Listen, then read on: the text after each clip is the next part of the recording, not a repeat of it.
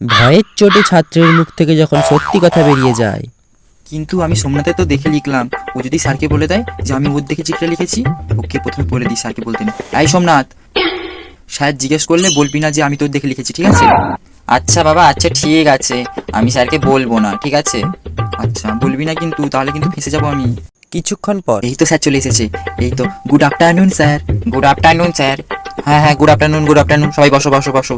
তোমাদের যে চিঠি লিখতে দেওয়া ছিল সবাই লিখে এনেছো তো? হ্যাঁ স্যার, হ্যাঁ স্যার, চিঠি লিখে এনেছি। এই যে ধরুন ধরুন ধরুন। হ্যাঁ, সবাই চিঠিগুলো জমা দিই স্যারের কাছে, বুঝেছিস তো? হ্যাঁ হ্যাঁ, একে একে সবাই আমার কাছে জমা দাও। হ্যাঁ হ্যাঁ হ্যাঁ, সবাই চিঠি জমা দিচ্ছি। হ্যাঁ হ্যাঁ, সবাই জমা দাও। হ্যাঁ, জমা দাও। ঠিক আছে, সবার খাতা জমা পড়েছে তো? বা এখানে দেখছি তো প্রথমে রাহুলের খাতা রয়েছে। বা ঠিক আছে, হ্যাঁ হ্যাঁ হ্যাঁ, সমস্ত কিছু ঠিকই লিখেছো রাহুল, শুধুমাত্র এখানে মাননীয়টা একটু উপরে লিখলে হয়ে যেত। হ্যাঁ হ্যাঁ, বাকি ঠিক আছে। হ্যাঁ স্যার, ওই জায়গাটা একটু ভুল হয়েছে। আচ্ছা ঠিক আছে। হ্যাঁ, নাও, খুব ভালোই লেখা হয়েছে, নাও। এবার কার চিঠি রয়েছে? হ্যাঁ, দেখছি সোমনাথের চিঠি রয়েছে। বা ভালো লিখেছো, ঠিক আছে। কিন্তু সোমনাথ, হ্যাঁ স্যার বলুন। দেখছি যে তোমার মাননীয় লেখাটা আর রাহুলের মাননীয় লেখাটা একই জায়গায় রয়েছে, আর লেখাটাও প্রায় সেম।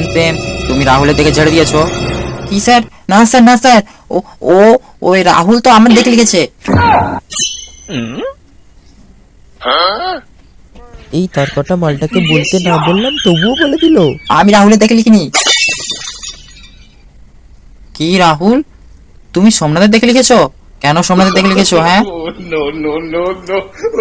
হ্যাঁ স্যার, না মানে স্যার, হ্যাঁ।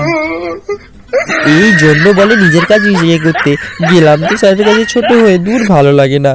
হ্যাঁ, সোমনাথ, ভালোই লেখাটা হয়েছে, শুধু মাননীয়টা একটু নিচে লিখে দিলে চিঠি লেখাটা দেখতে আর একটু সুন্দর লাগতো। ঠিক আছে। হ্যাঁ, নাও তোমার চিঠি নাও। বসো। হ্যাঁ স্যার, তিন চিঠিটা দিন। হ্যাঁ স্যার। নেক্সট ভিডিওর জন্য চ্যানেলটিকে সাবস্ক্রাইব করো।